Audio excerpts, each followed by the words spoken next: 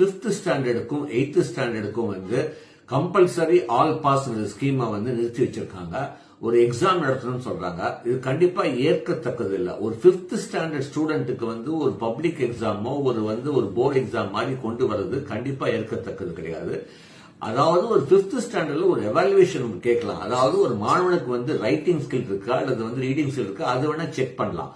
அடுத்த மிகப்பெரிய விஷயம் என்ன அப்படின்னு பாத்தீங்கன்னா, எந்த ஒரு முக்கிய அறிவிப்பும் கண்டிப்பாக அதாவது இந்த அகாடமிக் இயர் எண்டிங்ல எடுத்துட்டு வரக்கூடாது. எந்த ஒரு பெரிய மாற்றமும் அகாடமிக் இயர் பிகினிங்ல தான் கொண்டு வரணும்.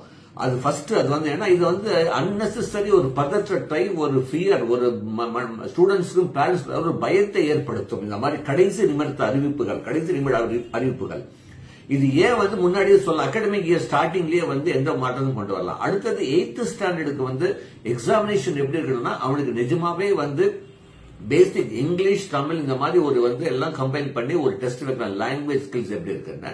அடுத்தது வந்து நீங்க பாத்தீங்கன்னா மேத்ஸ், சயின்ஸ் எல்லாம் கம்பைன் பண்ணி ஒரு சின்ன டெஸ்ட் வைக்கலாம். அதாவது ஒரு எவாலுவேஷன் லிபரலா இருக்கணும். ஏன்னா கண்டிப்பா இந்த மாதிரி வந்து ஒரு போர்டு எக்ஸாம் ஒரு ஸ்ட்ரெஸ் எல்லாம் வந்துச்சுன்னா கண்டிப்பா வந்து அதாவது அவனுடைய ஸ்கூல் எஜுகேஷனே வந்து அவன் நிறுத்துற மாதிரி ஸ்கீம் கூட வரதுக்கு வாய்ப்பு இருக்கு. ஏன்னா காரணம் என்ன அப்படின்னா, ஸ்கூலுடைய என்டையர் என்வாயர்மெண்டல் வந்து சேஞ்ச் ஆயிடும். கண்டிப்பா எல்லாமே வந்து ஒரு கோச்சிங் சென்டரா மாறிடும் ஸ்கூல்ஸ்.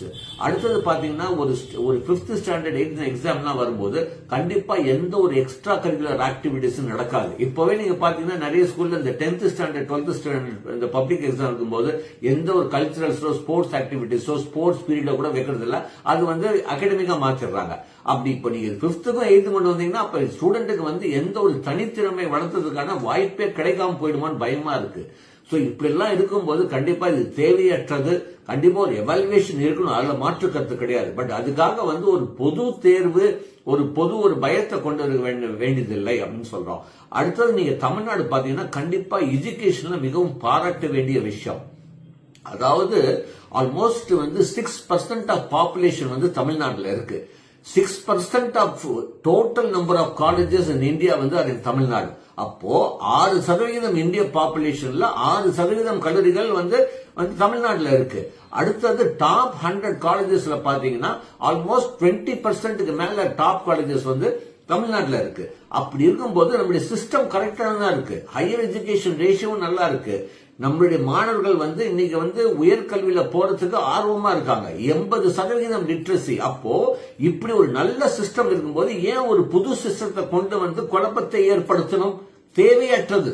கண்டிப்பா இது வந்து ஏதாச்சும் ஒரு எவாலுவேஷன் கொண்டு வாங்க. அதனாலதான் நாங்க எப்பொழுதும் நாங்க சொல்றோம், எஜுகேஷன் வந்து ஒரு ஸ்டேட்டுக்கு வந்து முழு அதிகாரம் கொடுக்கணும். கன்கரண்ட் லிஸ்ட் இல்லாம ஸ்டேட் லிஸ்ட் கொண்டு வரதுக்கு நம்முடைய அரசு வந்து கண்டிப்பா போராட வேண்டிய சூழ்நிலையில இருக்கு.